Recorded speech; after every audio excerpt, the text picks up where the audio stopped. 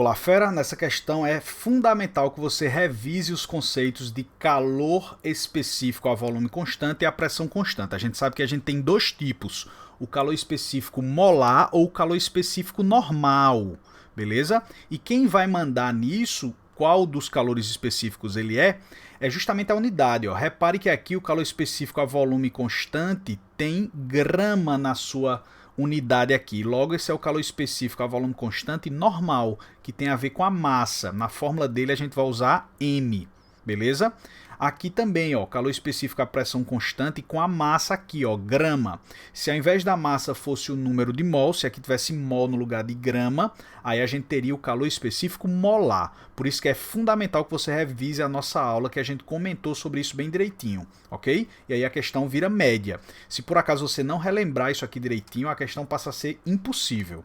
Então vamos lá. Primeira pergunta dele é a temperatura no estado 2 aqui, ó. E ele nos deu que a temperatura no estado 1 é de 300 Kelvin, ok? O que é que a gente vai fazer? Ele nos deu também essas pressões, ó. A pressão P1 é de 4 atm e a pressão P3 é de 1 atm. Vou colocar aqui em atm essas pressões, ó.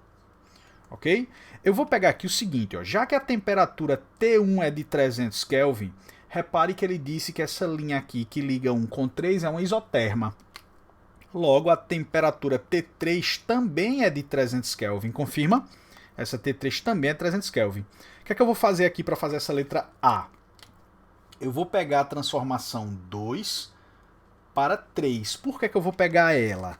Porque é o seguinte, ó, repare que de 2 para 3, o volume V2 é igual ao volume V3. E aí eu vou usar a expressão das transformações gasosas aqui, ó. Lembre dela, ó. P do estado 2, volume do estado 2, sobre o número de mols vezes a temperatura do estado 2, é pressão 3, volume 3, sobre número de mols do estado 3, temperatura no estado 3. Essa é a equação que eu prefiro. Como o número de mols não varia, ele não fala nada sobre injetar mais gás ou retirar, o número de mols é constante e vai cortar. Repare que de 2 para 3 o volume é o mesmo. Então, ó, o V2 é igual ao V3, vai cortar também. E aí a gente fica com essa expressão aqui, ó. A pressão P2 é igual à pressão P1, que é de 4, ó. Vou botar ela aqui, ó, 4 atm, é a pressão P2. Temperatura T2 é o que ele quer que a gente encontre.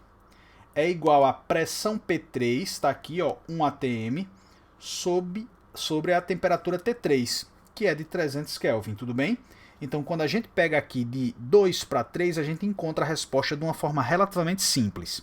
Alguns alunos se embananam um pouquinho porque querem resolver de 1 para 2. Não é que está errado, é porque pelo fato da gente não ter os volumes aqui, ó, os valores dos volumes, a gente acaba ficando com mais incógnita do que a resposta. Então a gente se atrapalha um pouco. Então é improdutivo fazer de 1 para 2, ok? Então, ó, meio pelos extremos, a gente encontra que essa temperatura T2 é de 4 vezes 300, que é de 1.200 Kelvin. Tá aqui, ó. Já temos a resposta da letra A, 1.200 Kelvin. Para fazer a letra B, ela é um pouco mais complicada aí, a gente vai usar esses calores específicos aqui, ó. Ele quer saber a energia trocada na transformação 2 para 3. Então, mais uma vez, estamos na 2 para 3.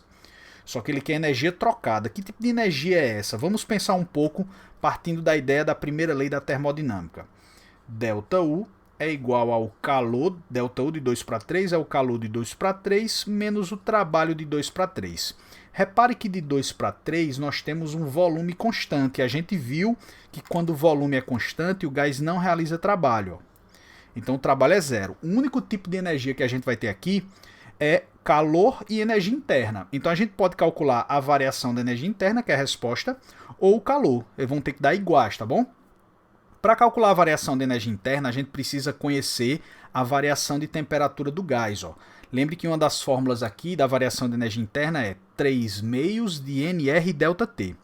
O ΔT de 2 para 3 a gente tem, só que a gente não tem o número de mols e nós também não temos como saber que o gás é monoatômico, porque lembre que 3 meios de nR ΔT só vale se for monoatômico. Como a gente não sabe, não vale a pena a gente calcular essa variação de energia interna a partir daqui. É melhor a gente calcular o calor, já que eles são iguais.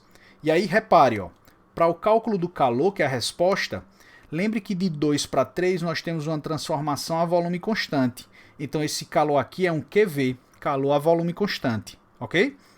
E aí nós temos, uma das fórmulas é mCV, variação de temperatura, ou NCV, variação de temperatura. Depende da unidade desse CV, como a gente viu na aula. Como aqui está em grama, eu vou usar com a massa, por isso que eu deixei aqui a massa M. Tudo bem? Se aqui tivesse mol, eu colocaria N aqui. Ó. A única diferença é essa. Então vamos lá. Ó. Ele nos deu que a massa aqui é de 10 gramas. Eu deixei em grama por causa daqui. Ó. Eu vou usar o CV, porque de 2 para 3 o volume é constante. Então eu vou usar esse primeiro aqui. Ó. Esse aqui não vai servir para nada. Então vai ficar aqui CV 0,2 calorias por grama Kelvin. E a variação de temperatura de 2 para 3, vamos ver aqui. Ó. É a temperatura final, que é o T3, que é 300, menos a inicial, que é o T2, que a gente calculou na letra A, 1200. Ó. Repare que vai dar negativo aqui. Ó. 300 menos 1200 dá menos 900. Aqui vai dar 2, então essa quantidade de calor trocada é de menos 1.800 calorias. Ficou em caloria por causa da unidade ali do CV, tá bom? Então essa é a energia trocada, ó. Tanto a variação de energia interna quanto o calor, porque nesse caso são iguais, já que o trabalho é zero. Um forte abraço e até a próxima.